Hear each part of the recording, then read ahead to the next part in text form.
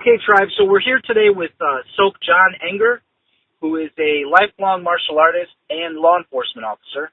I had the pleasure of meeting John several years ago in the Florida area.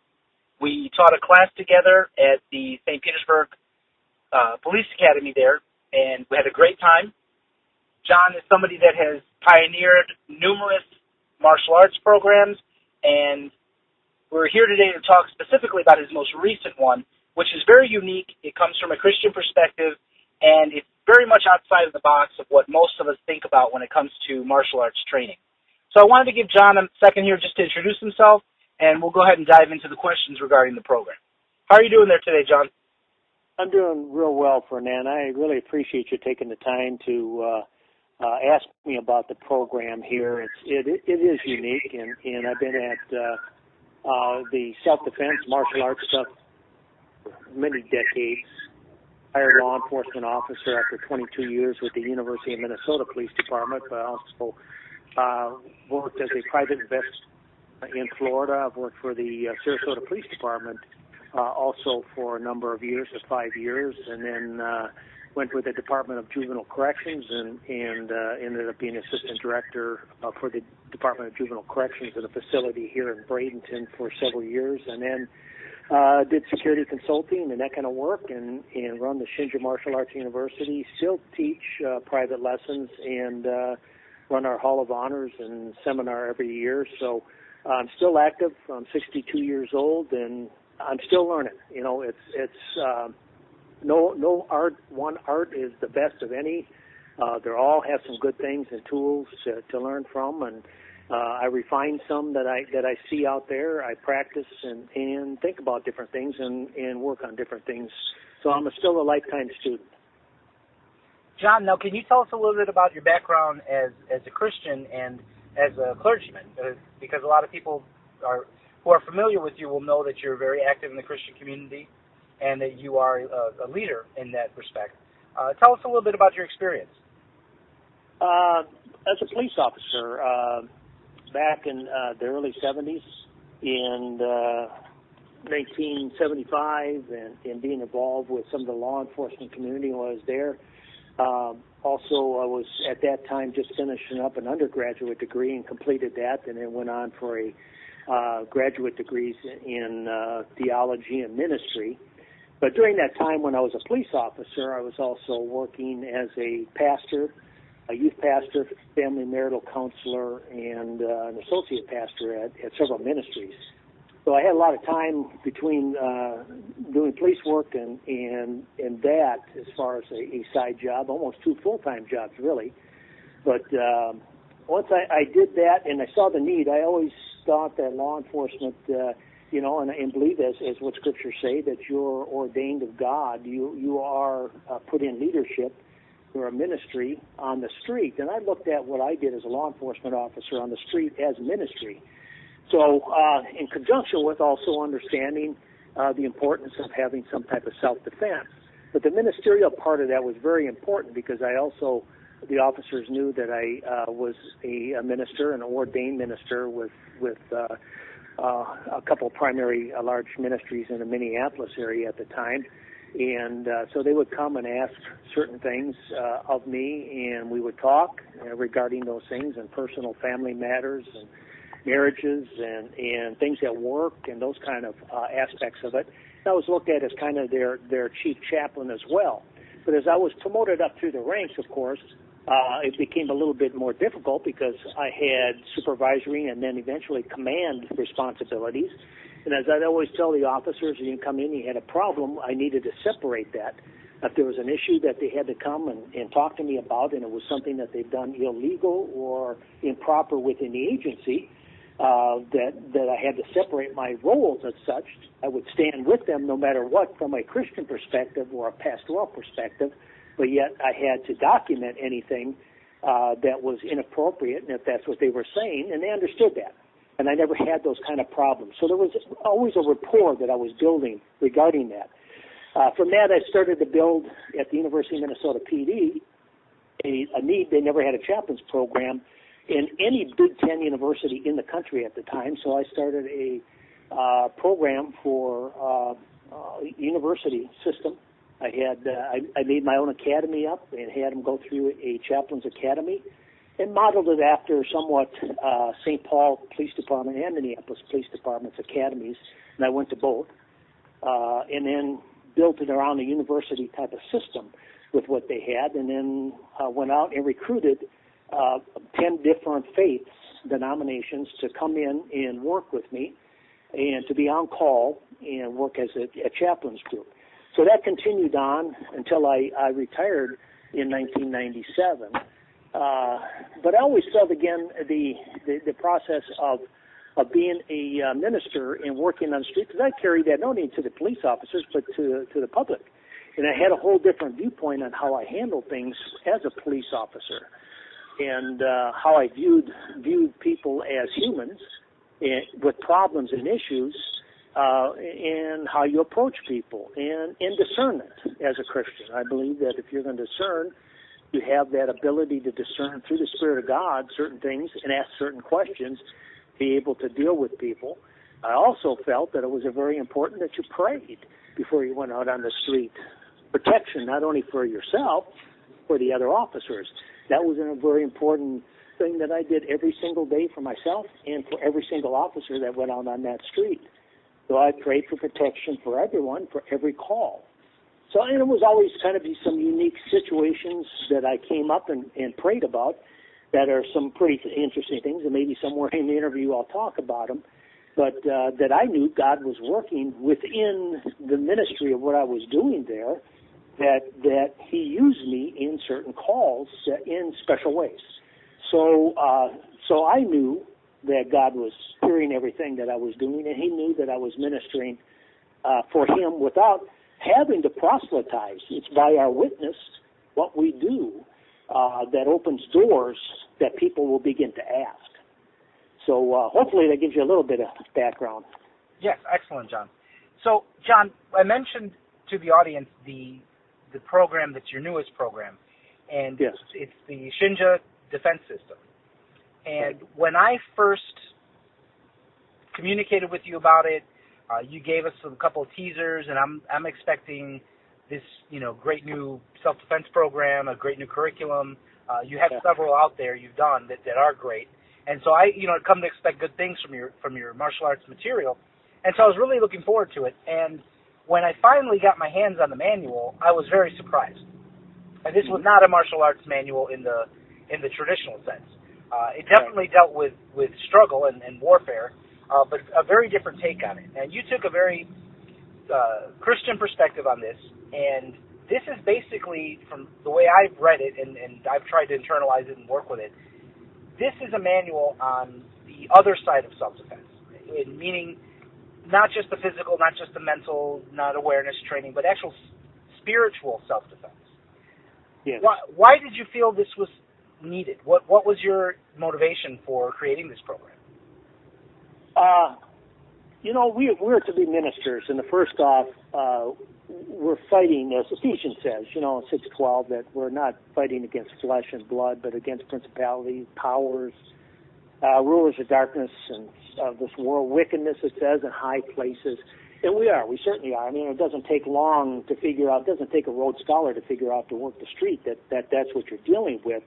And anybody sitting at home watching television or on Life and Drink can tell that we're fighting more than just people. There's just more things going on and happening. But what I saw in the reality of things is knowing that you have to have a defense, and we go out and we train, and we work out hard, and we do all these defensive tactics. We take special forces and martial arts programs, and we try to learn as much as we can to defend ourselves physically. But we're also a spiritual being, and if Ephesians is true, and I believe that is, then we're fighting something beyond just the physical. It's manifested from the spiritual to the physical. And I was sitting one day and thought, wow, we've missed it. I've missed it. That these manifestations are coming from a spiritual realm within us, around us, and it's affecting and manifesting itself in the physical realm. And if you can understand that and see that, then you have a better defense system to work to even not have to use the physical defense side of things. I mean, does that make sense? It does. It does. Yeah. Now, I know because if you're aware, and then I get into the manual with stuff, and I don't go great depths of stuff, as you know, but it does speak about things in discernment, to be able to discern about things that I believe God has put in each person that we have, that we should be in tune to danger before we even start approaching that. And if we can in tune ourselves to that, some may call it a sixth sense.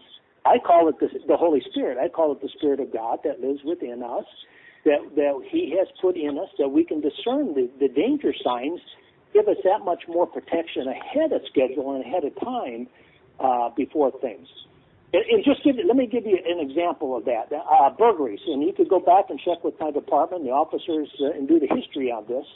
When I used to go to a command burglary scene or burglaries in progress, we'd have somebody inside of a building, and before we'd get the officers, and before we'd go in, or we'd have somebody barricaded in, I could tell you, if you prayed, you could discern. I could discern and tell you where the person was. Now, I could freak some people out because of that, because I would tell them, listen, no, this is where you're going to find them. Do the normal search, but I'm telling you that's where they are.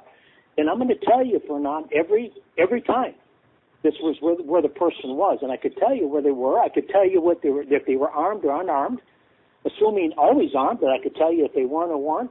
This is something, a gift, yeah, maybe, perhaps, but I believe we can all attune ourselves to that and learn. We can learn from that and use some of this as far as... John? We have to have a first line of defense. It's not always the physical. It's a spiritual realm, and I missed it. And not only that, to jump into because I do talk about in here on the spiritual side of things and how we talk and communicate. You know, we teach, we miss the mark by... All we do is that we go in and we teach kicks and punches and we teach all of the techniques. But how many people are really teaching how to defuse verbally anymore? So that's when I put the Shinja Defense System on how to do the tactical communication. That's such an important part of what we do. So I thought, wow, you know, now I've got to step. Not only did we miss, I feel that we missed all of that part of that in the tactical stuff before we did the actual physical stuff. So then I thought, well, I missed it with that. It should be the spiritual before the tactical communication to the actual physical hands-on stuff. So you have two layers, in my personal opinion, that we have for defense long before we have to do hands-on stuff. Now, I'm a realist, and I understand that sometimes the crap hits the fan before you can do anything, and you have to act. There's no doubt about that. But I'm going to tell you, there are a whole lot of things you can do far in advance in preparing and working and talking and engaging people on the street far in advance of this to defuse situations, and I think that's why there's a lot of issues going on today. Now, John, you mentioned a lot of the issues going on, and anybody that turns on the news can see that these times are very disturbing. They're very troublesome to a lot of people. There's things going on that should not be happening. And that brings me to my next question.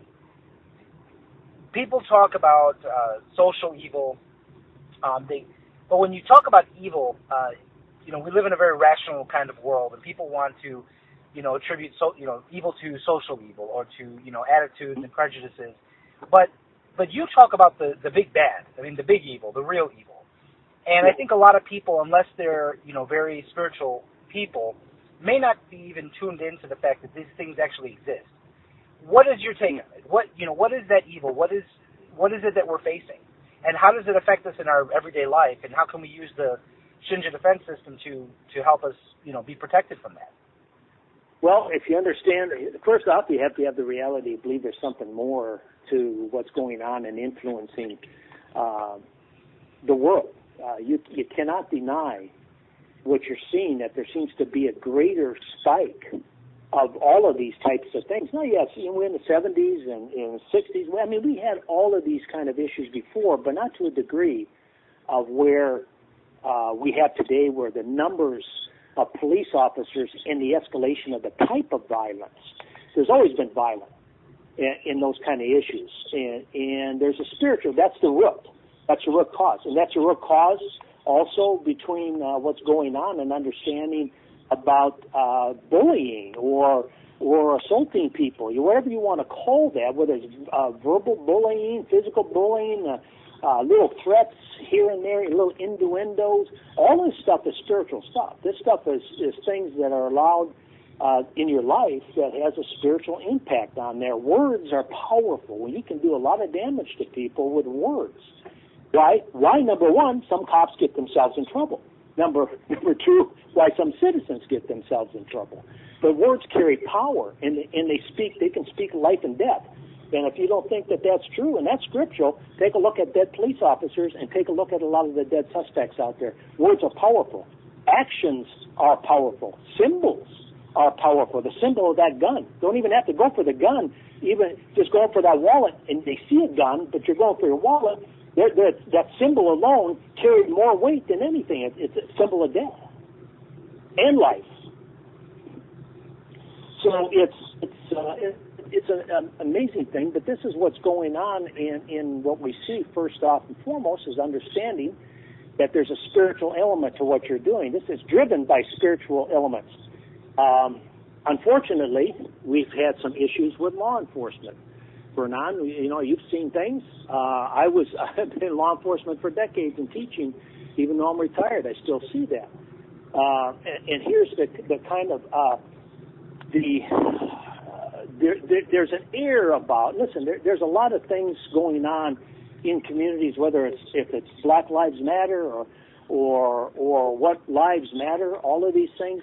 As I mentioned to a man here the other day, is that even though the law enforcement has its certain rights and it's within it's how the purview of what they see on how a person is acting, there's also some trouble within law enforcement, and I'll discuss that here shortly. But there's also trouble within these movements. You have agitation within these movements. That's a spiritual thing, agitating all these other people. But here's a problem. Here's the statement I make, or the question. Why, if to law enforcement, and I'm going to put this as I see it, in my experience, in my opinion, if there's tens of thousands, if not maybe hundreds of thousands of minorities, including white Hispanic, that are marching today with these groups. Now the violence of how they're displaying that is entirely wrong. It's an outburst of a lot of reasons. It's not only the fact that the cops are doing certain things they feel that are wrong. It's a lot of things going on in their personal life. It's a lot of things going on in the economy. It's a lot of those things, which, by the way, are spiritual. So when you take that and coupled with, guess what? Police officers are human too. And police officers have things going on in their life. They have problems with finances. They have problems with marriages. They're having problems within their own agencies and the politics and the issues going on and the stress of answering certain types of calls and these things that are going on. So you combine that with the reality of something's going on. So the reality is, so we have several hundreds of thousands of people marching against the police. Okay, it's more than just the police. It's against everybody that they think is against them. But there's something going on. These aren't all antagonistic people. They really feel that there's something going on. We need to stand up to say, as a community or a law enforcement community, and say, hey, holy crap here, something's wrong, something's not working. And we have to take that and own that. And the reality of it is, there are some bad things that have happened. And the law enforcement community doesn't like having the videos going back in their face of a multitude. This isn't one or two. This is a multitude throughout the country of some terrible incidents on how people have been beaten unjustifiably, how people have been verbally abused and beat up. This is on film now. This is the stuff that's on film. And it is unjustified, but they don't want to see that or hear that. And what you have to do is to say say that, yeah, we own this. We have police officers that are some bad cops, but it centers back also in the training. And I think a lot of the start of where with law enforcement is when they had the tasers. They forgot how to communicate. So it's easier just to say and get a guideline of saying, if they refuse to resist at all, you could just tase them, shoot them with a taser. And there's been incidents with children, 70 and 80-year-old men and women being shot with tasers. Now that's unconscionable in my opinion. In my opinion, based on the training there, that's a level of force it's beyond just the first level of using that. That should be an escalation up right next to just before having to shoot them. But no, we're pulling the taser and shooting them with a taser. But you forgot how to communicate. They don't communicate anymore. It's just that they start getting verbal with you and they don't take first couple commands and they tell you to get screwed. You shoot them, you tase them. So there's some real issues going on there. But here's you want a solution? This is my solution. I don't hear, first off, as my son brought up here, he's pretty neutral on things. My oldest son, college professor, told me, he says, hey, Dad, think about this. He says, how many thousands of people are, and I support the police. I'm an ex-police officer. I'm a retired cop, but I get pretty tired of looking at some of the bad stuff too.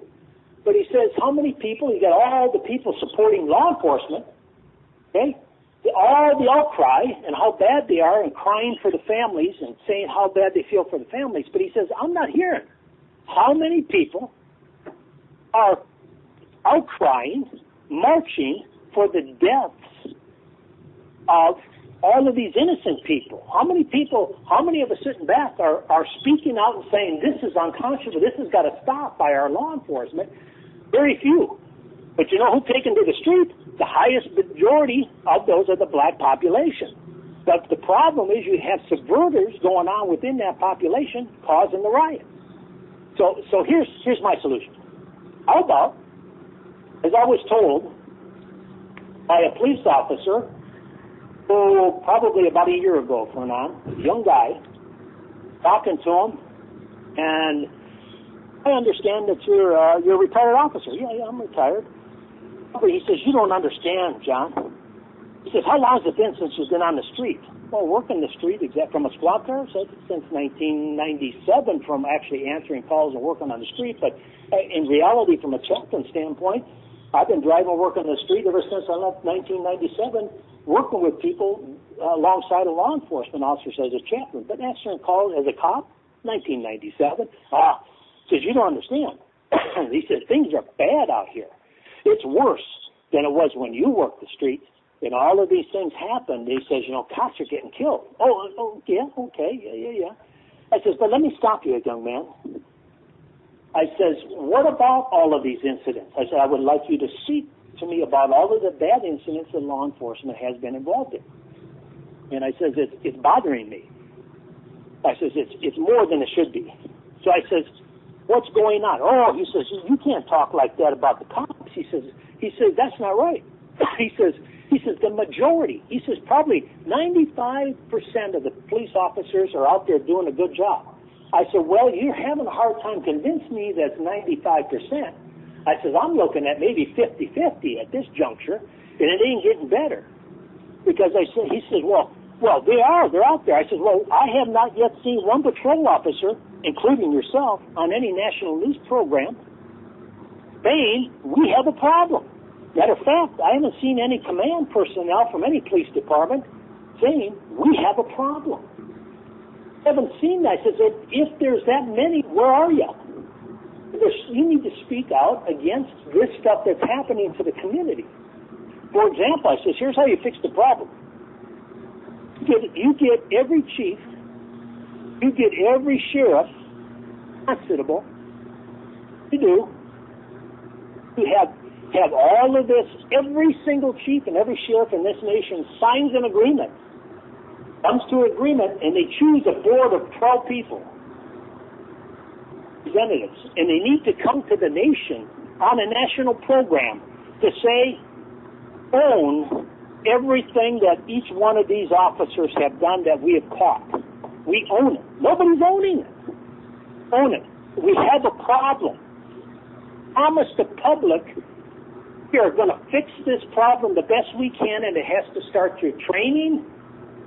We have to look at how we're approaching things and how we approach people. We have to rethink some of our policing concepts to stop this.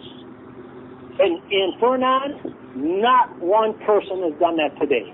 Not one person has said that we need to get a coalition of every sheriff and police officer need to sign this and then come to before the nation to say we're fixing things, we recognize this, into our communities and tell them, man, that there are problems and there are going to be deaths. There's going to be time when somebody's life's going to have to be taken. But we are seeing as insurgents of more violence by police that are unnecessary and how you approach people. That's how you fix it. That's how you fix it. With all of that, in my own thoughts of understanding of what I've done with the Shinja Defense System is to understand if you can recognize these things that you're in you're in combat, not only physical combat, but you're in a greater battle than that. You're in a battle for spiritual life here that will destroy you and suck you dry of your life. How many police officers every day, how many people that are involved in combat in the Middle East every day are committing suicide? How many alcohol problems we have in law enforcement? How many marriages are suffering every day? It's a spiritual battle. If you don't understand that on the front of what you're doing, you're going to lose the battle.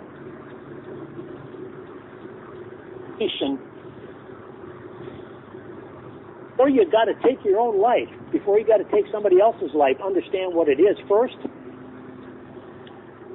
Understand the motivations behind these fighting, and you could save your life and somebody else. Some very interesting solutions, John. And there's definitely a problem that needs to be addressed. I like, your thoughts on it, and it would be great to see, some more dialogue and some more, proactivity. On both ends to try to find a common ground for some of these issues that are running rampant through our society here in America in 2000. Absolutely, and it begins with, it has to begin by ownership. It's like anything else, you take the ownership of that problem. If you're the leader of that of a nation.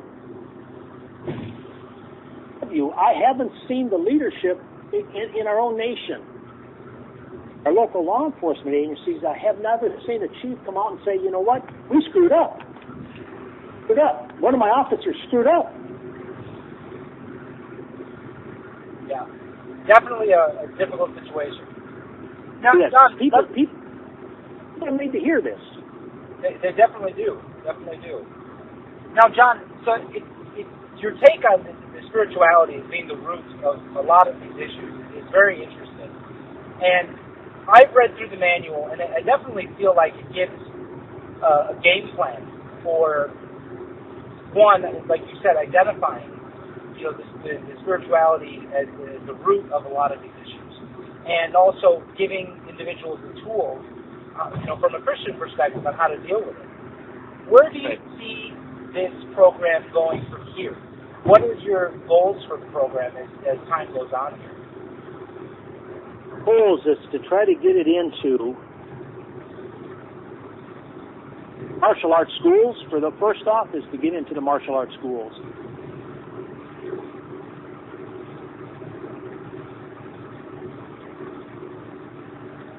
And have you had good success with bringing the program to schools in your area?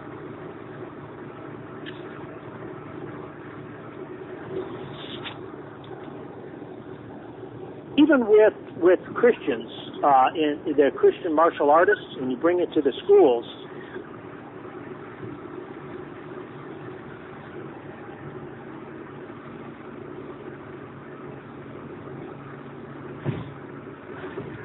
John, are you still with us there? Pardon me? I think you cut out a little bit there. We didn't catch your last last statement. They have a fear. There's a fear that they could lose students. Here's the thing, Fernand, is that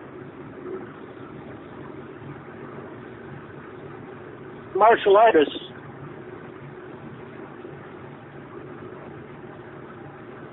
I'm saying? Yeah, John, you're cutting out on us there. If you could repeat that for me just from the last part there. Okay, it's as the schools, Christian martial arts schools, fear of potentially losing. They want to call that they're Christian. They don't want to implement much of the material because some people will leave, because what they're doing is bringing in people who are not Christian, and if they teach this stuff, then it offends them. Thing with police officers, when you get that, they have a fear and they can use it in their own life, but to try to bring it to others that are non-Christians have a hard time understanding. So you have to have a revelation of that to a certain thing, and what the Holy Spirit is going to have to work do and to be able to deliver that. But I have had success in schools with Shinja that have implemented this and see the importance of it, and it works. Excellent. John, can you tell the audience where they can get their hands on this manual and find out more information about your programs, your various programs? Well, if they go to my website at www.shinja.us, they will find that area on the Shinja Defense System, and it'll break it down for them with those who have looked at it and accredited it with this as an actual martial art type of system based on which is very unique. Dr. Don Miskell and Larry McFadden, Master Larry McFadden. A couple of great men, ministers, looked through the material also and accredited it and said, this is something that's very much needed within martial art, needed in society, needed in our public systems. To understand what you're fighting is spiritual battles. Our own social workers don't understand this, Fernand. Our corrections officers don't understand this. I understand it. I worked with kids in the correctional system. I understand how spiritual and some of the things I saw there and demonic in nature. Listen, you can't take a 90-pound 14-year-old kid and take 6 grown men that's over 240 pounds holding a kid down, and he's picking these men up off the ground. I saw that. And listen, those are demonic things and situations, and until you experience those, you have no understanding about what you're dealing with. And they'll kill you at a heartbeat because they have no understanding. They're influenced by they're in a spiritual battle themselves. And if we can implement this within and begin to teach this, and the manual itself is a manual you can teach right out of. You've seen that. You can take it section by section. It gives you the right and why, also covering the right to use force. And for those people who think there's no, you shouldn't use force, or Christians to believe that there's no such thing as using that kind of violence, it clearly outlines and delineates those grounds to do so, why you should do so. So that is all covered. And it talks about the pacifists versus those who are warriors. And some people are just not capable, based on who they are, to protect themselves. And there are other people who are really called to do that. And then we have to take up that battle for them. But we have the right to do so. And it covers that as well, from the legal perspective to the biblical perspective on things. And I know that there's a lot of Christians that feel that any kind of violence or martial art or that type of thing is just uncalled for. Well, this clearly talks about that and gives them scripture and workarounds to deal with people on all of that, and how we can become a real warrior, a warrior for God in a world that we're living today. And it's the first and foremost before anything. You have nothing. You have no power within and of yourself unless you have some kind of a spiritual understanding and a protection around you, become a spiritual warrior, a real spiritual warrior. Then, in my opinion, you become the true warrior on the street, and a warrior wherever you're at, in whatever position you're at. You're truly a warrior at that point. The rest becomes physical aspects of attributes and techniques and things, and you may have warriorship skills, but a real warrior, in my opinion, begins with a spiritual battle. If you understand that, and you can fight it through prayer and understanding and discernment, you become the real warrior, adding all those other things to you. Yes, and I can't say enough that I believe this piece of work is a crucial element to a Christian warriorship. And John, I wanted to ask you, because that almost sounds like depending on what circles you're in, that can be challenging. Yes. In the sense that, a lot of people that you run into will say, if you say, what faith do you belong to? Oh, I'm a Christian.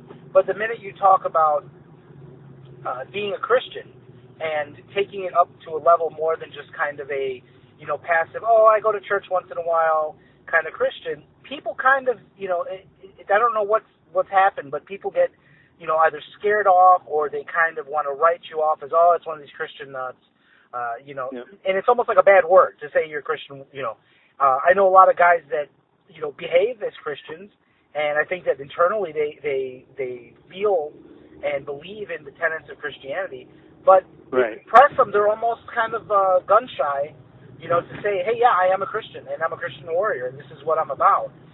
What are your thoughts on that, and what are your thoughts on how this material can maybe help them to further embrace Christianity?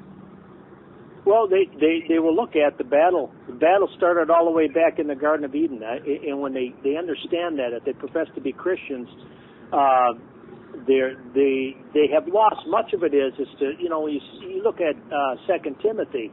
And 2:15 is studying to show thyself to prove unto God, is that we forgot to study. We forgot to study the Scriptures. We forgot to pray and discern, ask God to guide us and lead us. And we've become a society of paperwork. You know that, Fernand. Everything's about paper. Getting this. You got to have this certification. You got to have that license. You got to have all of these things. And you have all these pieces of paper.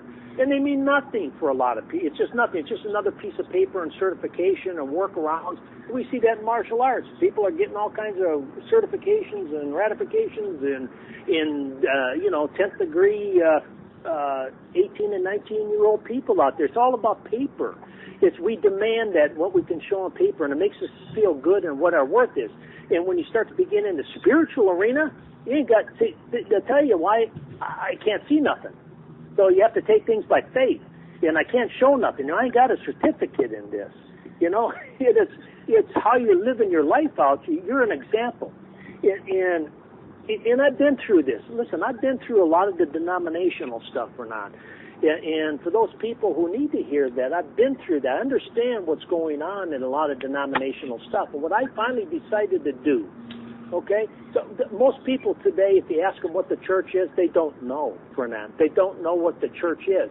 And if you go back and you tell them, I says, I can't go to church. And they will look at you like you've got 6 heads. And I says, I'm going to tell you why I can't go. It's because I am the church. I am the church. And when you realize this and understand this, you become free from a bondage of legalism, of what they are trying to do to keep you as a bondage. And what God wants us to do is to live this out and take it within this temple, the church. He gives you gifts and skills and abilities about these things that He puts in you, and we have these great fears to stand out and say this as a Christian, and this stuff is real. And if you don't think it's real, look every day on what's taking place in our world, and if you don't think it's real, then there's something wrong. It's real. There's things going on here that are implemented in a spiritual manner within every single thing we do in life. And it's an aspect of what we've done. It's more than just taking the 10 Commandments out of the school. It's more than about certain things going on and in denying so-called Christian liberties and all of these things. We are free when you understand, everybody's afraid of all of these things being taken from us, and I'm free, and this is what they don't understand. is that I'm free. I don't care what they think they can take. Take it all. I'm still free. And if you can free yourself of that fear of having someone taking something from you, including your life, then you're free. When you understand that, you have no more fear of that, because man can't fear anything, can't take nothing from you. He can't even take your life from you because I have eternal life. So when all of that is understood and you step outside of that fear of what some coworker or some friend or some colleague's going to say, then you can walk in God's righteousness without that fear. Then you become the warrior you need to be, and you can say what you say. It's here. It's the truth. This is what's being spoken, and this is what's coming upon the face of the earth, because we have let it take place here, and it's going to take. It's been prophesied to take place. So we have to live within this, but we're to be the salt of the light. We're to be as a light in the city on a hill, that people will be drawn to you. I know I am. I'm certainly drawn to people like myself that have no fear of what these things are going to do to you. You know, it's just everybody's in fear. Oh, they're going to take my guns. They're going to take my knives. They're going to take my right to do this. Well, you know what? I have no fear taking it, because God is greater than all of these things. Or even greater things. And when you walk in that spiritual sense of things, you don't have that fear. Go ahead and take what you want. That, to me, Fernand, that's what's the blockage for most people. There's so many different fears that they walk in. They don't want to be looked at as some crazy guy out there, a crazy woman out there that holds up today and says, you know what, I believe in God. I believe in a God that's a powerful God. I believe a God that can free me from all this stuff. I believe that there's things that affect all these people that are in bondage and fears and have all of these problems.